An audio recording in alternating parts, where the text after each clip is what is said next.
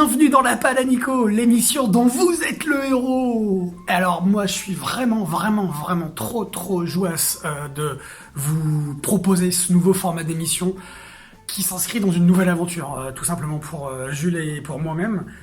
Je voulais justement à ce propos remercier lescomics.fr pour nous avoir intégrés dans leur collectif. Je vous fais des gros poutou-poutou. Et je remercie aussi l'ami Jules qui en ce moment est aux manettes, comme toujours. Derrière là, il est en train de... Ouais, c'est rien de le dire. Et je peux te garantir que je préférerais être à ta place. Alors, qu'est-ce que je voulais vous dire, moi, parce que l'autre petit agazou, il m'interrompt, mais qu'est-ce que je voulais vous dire? Tout le monde, tout ce qu'on en est, là, on a tous notre palle, et ça nous pose un énorme problème, c'est super relou, on sait pas quoi en faire. La palle, ça a grandi, on sait pas quoi lire, on achète, on alimente la palle, mais on lit tout sauf ce qu'on est en train d'acheter.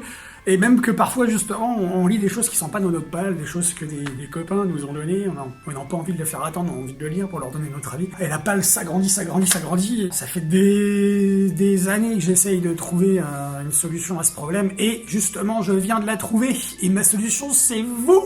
Une fois par tous les 3 mois, je pense que ça va être un peu ça, je vais vous proposer 3 titres de ma palle. J'en parle rapidos, et c'est vous qui allez décider de la prochaine lecture. En effet, vous allez voter pour un titre en particulier, et le titre qui remportera les votes sera ma prochaine lecture, dans la prochaine palle, dans laquelle je chroniquerai le titre en question, et ainsi de suite, jusqu'à ce que mort s'en suive, mes petits tagazous. Alors le premier titre, c'est American Gods, de Scott Hampton au dessin. Alors ce petit bonhomme Scott Hampton, il a sévi sur Batman des Cris de la Nuit et X-Men The Life Eater, le mangeur de vie, et Craig Russell au script. On le connaît particulièrement pour Star Wars l'Empire, l'Empire Écarlate tome 3. C'est surtout un dessinateur en fait. Et pourquoi au script et pas au scénario? Parce qu'en fait, American Gods est tiré d'un bouquin de Neil Gaiman. Ce bouquin a donné naissance à la série télévisée qui est proposée par Amazon Prime. Alors, American Gods, qu'est-ce que c'est? C'est l'histoire d'un gars qui s'appelle Ombre et qui sort de prison, et il apprend la mort violente de sa femme et de son meilleur ami. Il prend l'avion pour rentrer chez lui, et dans cet avion, il va faire la rencontre d'un bonhomme qui s'appelle le Voyageur, et le Voyageur n'est autre que Odin, le dieu nordique.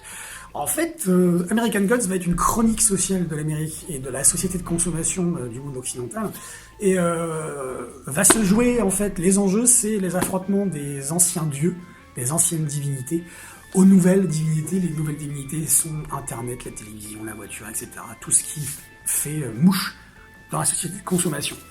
Voilà. Le deuxième titre que je vais vous présenter, c'est Punk Rock Jesus de Sean Murphy, qu'on ne présente plus.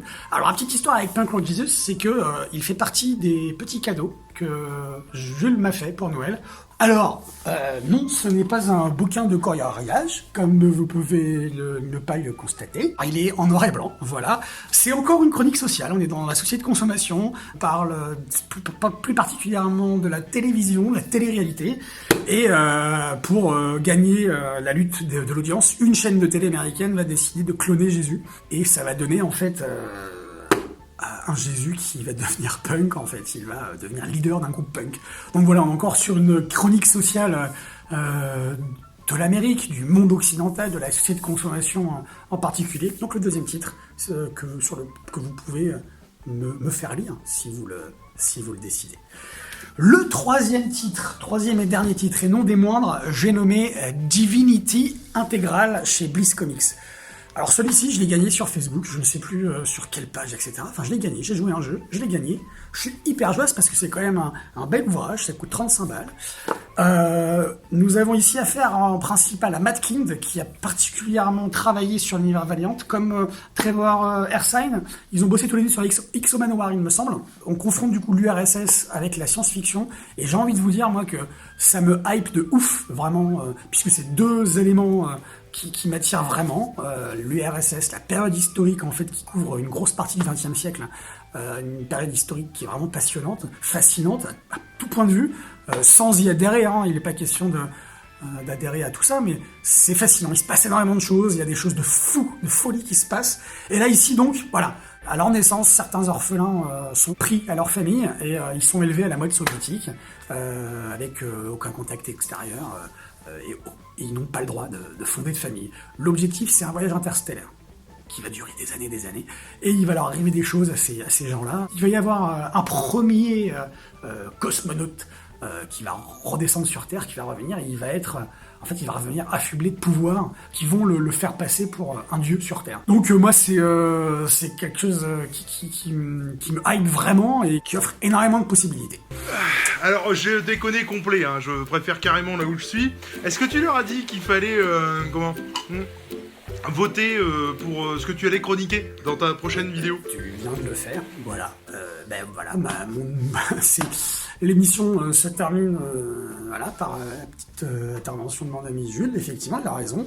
N'oubliez pas de cliquer sur le lien dans la description pour participer au sondage, pour voter pour le titre que vous voulez que je lise et que je vous chronique la prochaine fois. Et surtout, n'oubliez pas, l'important c'est d'atomiser ma palle. Allez, bisous!